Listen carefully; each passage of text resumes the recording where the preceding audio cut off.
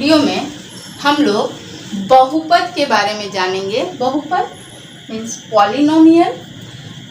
बहुपद जैसा नाम से ही पता चलता है, एक से अधिक पद, मोर देन वन टर्म्स। तो अभी हम लोग देखेंगे कि बहुपद कैसे हम लोग बनाते हैं। पद सबसे पहले हम लोग देखेंगे कि पद कैसे बनाते हैं, जिसे हम लोग कहते हैं बीजीय पद, टर्म्स। टर्म्स बनाने के लिए हम लोगों को एक अचर चाहिए होता है, एक चर चाहिए होता है, और इन दोनों का जो गुणनफल होता है वो पद बनाता है। यानी कि कांस्टेंट, वेरिएबल और ये दोनों का प्रोडक्ट वो टर्म हो जाता है। अचर कोई भी संख्या हो सकती है, कोई भी वास्तविक संख्या अचर में हम लोग यूज कर सकते हैं, जैसे कि 2, 3, -5। यहाँ पे हम लोग परिमेय संख्या भी यूज कर सकते हैं, 2/5। दशमलव वाला संख्या भी यूज कर सकते हैं, 0.3। तो ये कोई भी संख्या हो सकता है, नेगेटिव नंबर हो सकता है, पॉजिटिव नंबर हो सकता है, ये परिमेय संख्या हो सकता है और अपरिमेय संख्या भी हो सकता है। चर के जगह पे हम लोग अंग्रेजी का छोटा अक्षर यूज करते हैं, small letter of English alphabet, जैसे कि ये A, B, C, X, Y, Z कुछ भी हो सकता है। इन दोनों को जब हम लोग गुना करते हैं तो इसका जो गुणनफल होगा, जैसे कि ये 2 और A को गुना करेंगे तो 2A, 3B, -5C, 2/5X, 0.3Y, ये सारे जो हैं ये हमारे पद हुए, यानी कि अलजेब्रिक टर्म्स हो गए। अभी हम लोग इसके कोफिशिएंट यानी कि गुणांक के बारे में जानेंगे कि इसके बहुपद में गुणांक क्या होता है। कोई भी पद का गुणांक क्या हो सकता है, किसी भी अलजेब्रिक एक्सप्रेशन में, बीजीय व्यंजक में कैसे हम लोग गुणांक खोजते हैं, कैसे गुणांक हम लोग पता कर सकते हैं। अभी जैसे हमारे पास यहाँ 2/5x ये एक पद है, इसका गुणांक यदि हम लोगों को कहा जाए कि x का गुणांक क्या है, तो x का गुणांक यहाँ पे 2/5 हो जाएगा। उसी तरह से यदि हमारे पास 3/7x², ऐसी कोई बीजीय व्यंजक ऐसा हो, तो यहाँ पे हम लोग अगर पूछा जाए कि x² का गुणांक क्या है, x² का गुणांक तो 3/7 होगा। यानी कि कोई भी वेरिएबल जो है, वेरिएबल का अगर गुणांक पूछा जाए तो जो संख्या होगा वो हम लोग दिखा देंगे, जो भी वास्तविक संख्या इसके साथ गुणा के रूप में है। तो जो संख्यात्मक संख्या जो गुणांक हम लोगों को मिलता है, इसको हम लोग कहते हैं संख्या गुणांक। ये हमारा दोनों हो गया संख्या गुणांक। इसी तरह से यदि हमारे पास कुछ ऐसे पद हों जैसे x²y, यहाँ पे यदि y का गुणांक पूछा जाए, y का गुणांक, तो ये y का गुणांक जो होगा वो हो जाएगा x²। इसी तरह से अगर x² का गुणांक पूछा जाए, x² का गुणांक पूछा जाए तो ये हो जाएगा y। और इस तरह जो अक्षर में जो हम लोगों को प्राप्त होता है उसको कहते हैं अक्षर गुणांक। ये न्यूमेरिकल गुणांक है और ये अक्षर गुणांक है। अभी कुछ ऐसे भी संख्या कुछ ऐसे भी पद हो सकते हैं जहाँ पे हम लोगों को गुणांक दिखता नहीं है। कुछ ऐसे एक्सप्रेशन हो सकते हैं जहाँ पे हम लोगों को गुणांक दिखाई नहीं देता है। जैसे कि अगर कुछ ऐसा पद हो 2x + 3 और यहाँ इस बीजीय व्यंजक में, इस एक्सप्रेशन में यदि पूछा जाए कि एक्स स्क्वायर का गुणांक क्या है, एक्स स्क्वायर का गुणांक, तो चूंकि यहाँ पे एक्स स्क्वायर मौजूद नहीं, हम लोग देख सकते हैं कि यहाँ पे एक्स स्क्वायर नहीं है, तो इसको हम लोग क्या लिखेंगे, एक्स स्क्वायर का गुणांक शून्य होगा। कैसे शून्य होगा, यदि हम लोग 2x प्लस 3 और प्लस 0 इंटू एक्स स्क्वायर लिखें तो ये पूरा का पूरा पद शून्य हो जाएगा और फिर से हमें यही पद प्राप्त हो जाएगा। इसीलिए हम लोगों को अगर जो पद इसमें मौजूद नहीं है उसका गुणांक पूछा जाए तो उसके लिए हम लोग गुणांक को शून्य मानते हैं, मतलब शून्य होता है, क्योंकि शून्य से किसी भी संख्या को हम लोग गुना करें तो वो पुनः शून्य हो जाता है। तो इस तरह से अब हम लोग कोफिशिएंट, किसी भी पद में किसी चर का या अचर का कोफिशिएंट यानी गुणांक पूछा जाए तो हम लोग आराम से पता कर सकते हैं। अब हम लोग चलते हैं पद के घात को। पद का घात ये हम लोग कैसे निकालेंगे, यानी कि डिग्री ऑफ टर्म्स।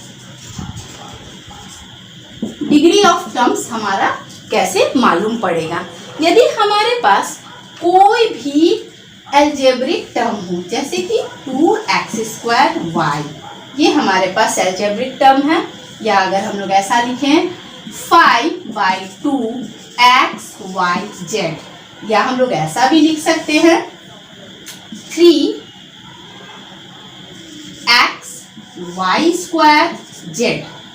अगर यहाँ पे पद का घात पूछा जाए तो वो कैसे पता चलेगा, तो जो यहाँ पे वेरिएबल्स है, यहाँ पे हमारे पास दो वेरिएबल्स है x और y, तो इनके घातों को, जो भी यहाँ पे वेरिएबल्स है उनके घातों को जोड़ देना है। यहाँ x का घात 2 है, y का घात 1 है, तो 2 + 1 ये 3 जो होगा 2x² y का घात हो जाएगा, डिग्री हो जाएगा।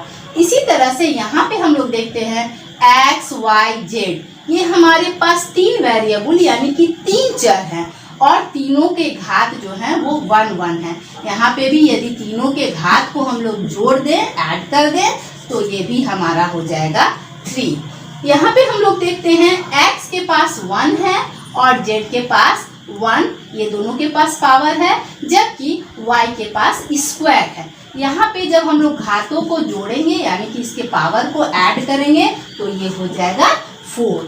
तो इस तरह से किसी भी पद का, किसी भी अलजेब्रिक टर्म का घात हम लोग पता कर सकते हैं।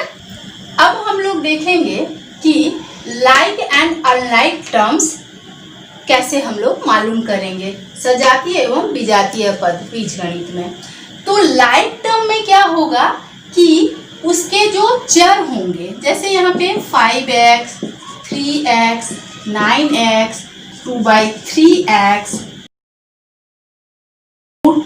7x, यहाँ पे हम लोग देखते हैं कि अगर इसके न्यूमरल्स को, मीन्स संख्यात्मक मान को अगर हटा दें तो सिर्फ क्या बचेगा, इसके पास चर जो है वो सिर्फ x बचेगा। यदि अचर को हटा दें हम लोग तो सभी के पास, हमारे पास जो बचेगा वो x होगा, यानी हर एक पद के पास चर जो है वो x है। तो ऐसी स्थिति में हम लोग इस सब को क्या कहेंगे, सजातीय पद। ये हो गए सजातीय पद। इसी तरह से और भी एग्जांपल हम लोग देख सकते हैं 5xy, 3xy, 9xy, 11xy, √5xy। यहाँ पे भी हम लोग देख रहे हैं कि सबके पास समान चर xy हैं, दो चर हैं xy, xy, xy, और इनके सिर्फ संख्यात्मक मान जो हैं वो अलग हैं। तो ये भी हमारा सजातीय पद होगा।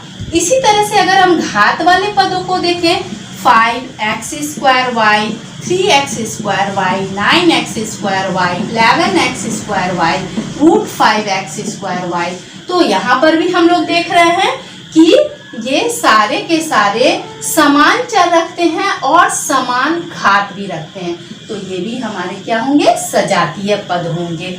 लेकिन अगर हम लोग 5xy² लिखें, यहाँ पे हम लोग देख रहे हैं पद का घात बराबर है, चर इसमें भी xy है, इसमें भी xy है, लेकिन यहाँ घात जो है, यहाँ x पे 2 घात है, जबकि यहाँ y पे घात, इसका जो पावर है वो y² है, y पे 2 घात है। तो ये दोनों जो होंगे, ये दोनों वो सजातीय नहीं होकर क्या होंगे, विजातीय। सिर्फ यही दोनों नहीं, और भी अगर हम लोग यहाँ पे भी किसी में भी घात का अगर अदला बदली कर देते हैं, मतलब यहाँ पे 1 हो जाएगा, यहाँ पे 2 हो जाएगा, घात का अदला बदली कर दें और संख्या और चर समान रहे तो भी क्या हो जाएगा, ये आपस में विजातीय। जैसे कि यहाँ पे 3xy² लिख दे, 9xy² लिख दे, तो ये सारे जो हैं ये विजातीय पद हो जाएंगे, ये सारे हमारे जो होंगे ये विजातीय हो जाएंगे।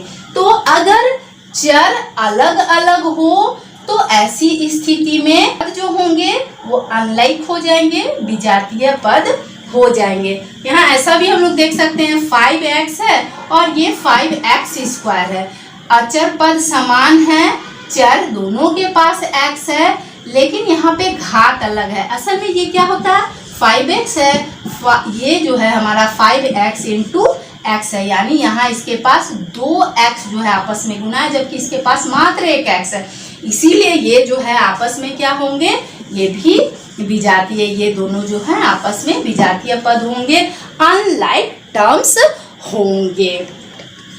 अब हम लोग बीजगणितीय व्यंजक के बारे में जानेंगे, अलजेब्रिक एक्सप्रेशन। ये क्या होता है, बीजगणितीय व्यंजक किसको कहते हैं?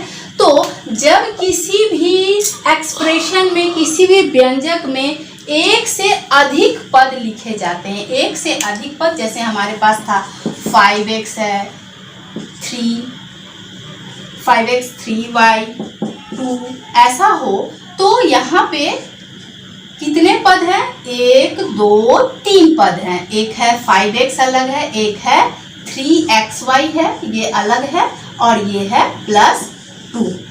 तो इन तीनों को जब एक साथ लिखा जा रहा है तो ये पूरा का पूरा मिलके बन जा रहा है अलजेब्रिक एक्सप्रेशन। कोई भी हो सकता है, ऐसा हो सकता है 3y² - 2x + 1, ये भी हो सकता है। तो यहाँ पे हमारे पास 3 पद है, 3y² अलग है, -2x अलग है और +1 अलग है। तो इस तरह से अलग अलग पद को जब हम लोग एक साथ लिखते हैं तो उसे हम लोग अलजेब्रिक एक्सप्रेशन कहते हैं। और अब हम लोग चलते हैं बहुपद। बहुपद को हम लोग कैसे डिफाइन करते हैं, बहुपद को हम लोग कैसे समझते हैं कि ये बहुपद है और कौन सा बहुपद नहीं है, इसके बारे में हम लोग जानेंगे। बहुपद में हम लोग देखेंगे कि कैसे हम लोग किसी भी अलजेब्रिक एक्सप्रेशन को बहुपद मानते हैं, बहुपद उसको समझते हैं, और कौन सा अलजेब्रिक एक्सप्रेशन जो है वो बहुपद नहीं हो सकता है।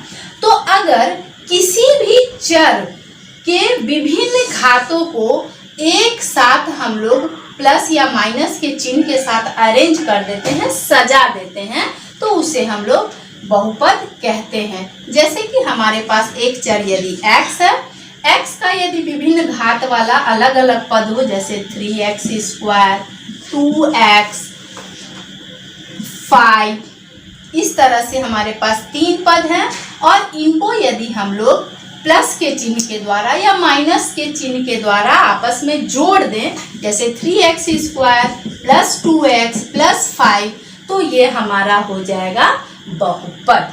तो बहुपद में ज़रूरी ये है कि इस चर, जो भी चर हम लोग लेते हैं, वो चर का घात जो है वो एक पूर्ण संख्या हो। पूर्ण संख्या मतलब कि x क्या क्या हो सकता है, 0 1 2 3, ये पूर्ण संख्याएं जो हैं, x का वो घात जो है, घात अगर हम लोग घात को n मान ले तो n इक्वल्स टू 0, 1, 2, 3 कुछ भी हो सकता है।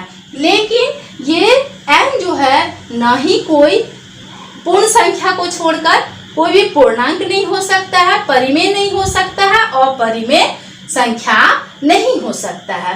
तो हम लोग जो है ये चीज का ध्यान रखना है कि चर का घात वो हमेशा कोई ना कोई पूर्ण संख्या हो, तो ऐसे एक्सप्रेशन को, ऐसे व्यंजक को हम लोग बहुपद कह सकते हैं। अगले वीडियो में इस बहुपद के नेक्स्ट पार्ट वीडियो में हम लोग बहुपद के बारे में और भी डिटेल जानेंगे कि कैसे हम लोग बहुपद की पहचान करेंगे। Thank you for watching this video.